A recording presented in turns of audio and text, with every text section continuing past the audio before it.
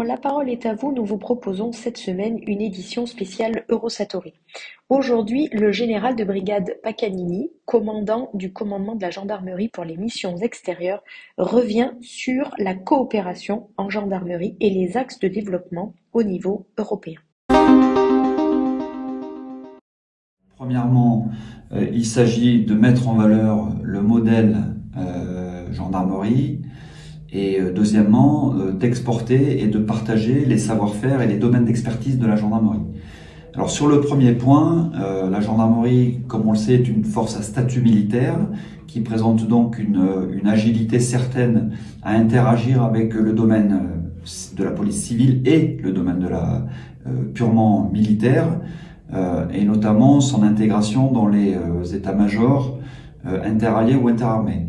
Les expériences que la gendarmerie a eues, par exemple en Afghanistan, en Libye ou plus récemment au Kosovo, le montrent. Sur les partages d'expériences, la gendarmerie a cette capacité à faire du maintien de l'ordre et du rétablissement de l'ordre.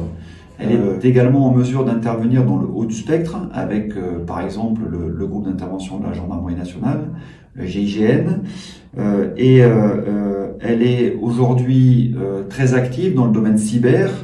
La mise en place, par exemple, d'un officier de liaison cyber dans les pays des Balkans, d'un attaché de sécurité intérieure dans les pays baltes, en sont également des témoignages et des preuves certaines.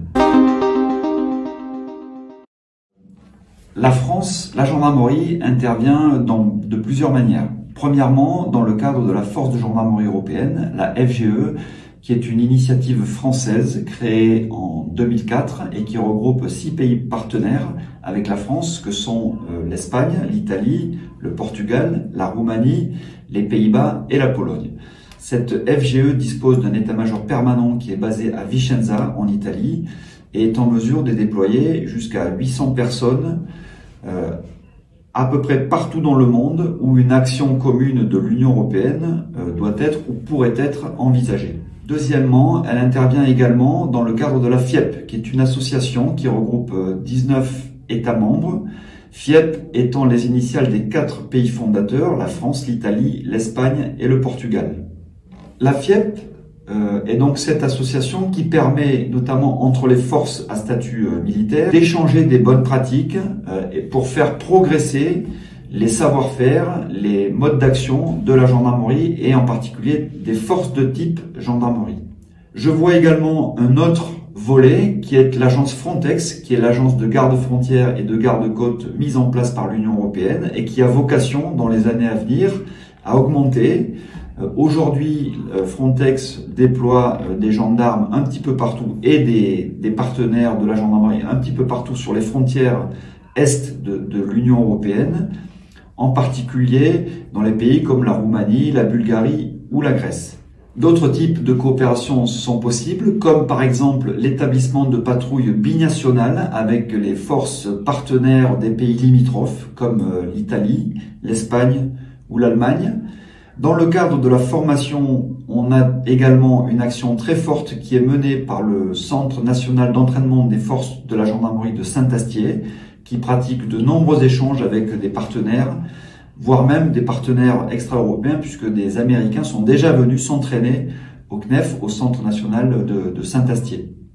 Bien évidemment, la coopération avec les États membres de l'Union européenne reste très forte, en particulier avec les partenaires historiques que sont les carabiniers italiens et la garde civile espagnole, ainsi que la garde nationale républicaine du Portugal, qui constituent 3 partenaires historiques avec lesquels nous avons des relations très très fortes et lointaines.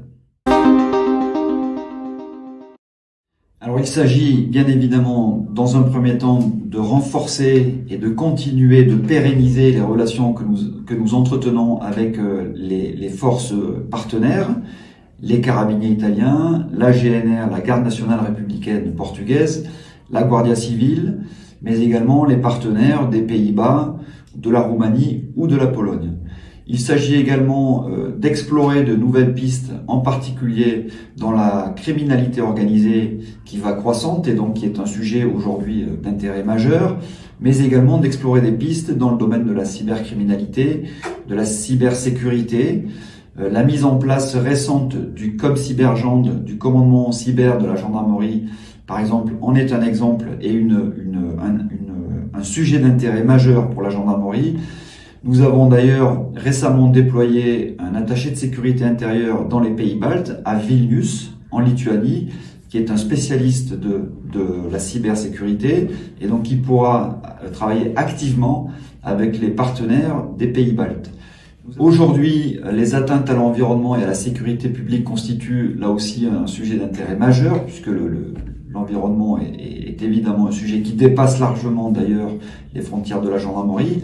Mais nous avons un office spécialisé, l'Office central de lutte contre les atteintes à l'environnement et à la sécurité publique, qui aujourd'hui revêt une dimension internationale forte et qui travaille avec les partenaires des pays européens. Nous travaillons également sur le concept de police de stabilisation dans le cadre de l'OTAN, qui est en fait une volonté d'aider les pays qui sortent d'une situation de crise ou de guerre à rétablir l'ordre public et la sécurité publique. Et ce concept de police de stabilisation, là aussi, est un sujet sur lequel nous travaillons au sein de l'OTAN avec les partenaires, en particulier avec les partenaires italiens de l'arme des carabiniers.